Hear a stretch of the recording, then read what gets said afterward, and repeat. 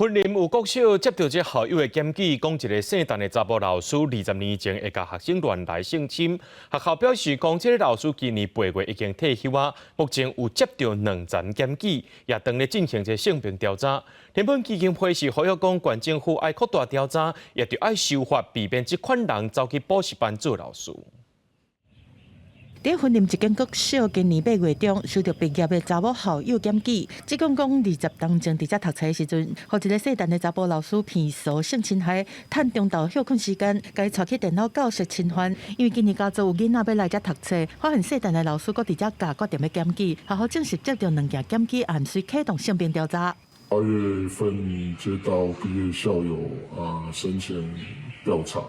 学校召开性平会决议受理并启动后续的调查，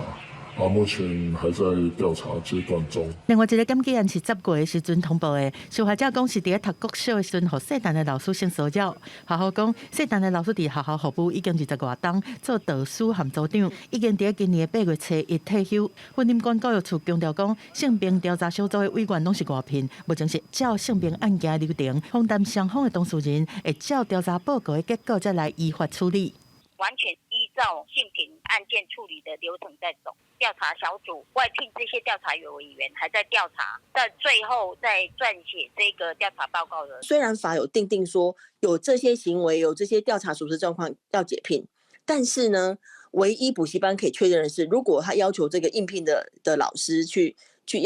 申请良民证，他可以查询刑法上的问题。如果是行政调查，就不会查得到，这会是一个可能的漏洞。人本教育基金会嘛强调讲，县府应该随开始扩大调查，嘛呼吁爱修法，避免这老师转入去补习班，因为现行补习业者，敢若会当要求请的老师申请良民证，了解敢有兴趣证考，但是无法度查行政社证在调查资料，有可能会变作一个破口，互其他学生因为安尼爱承受风险。记者综合报道。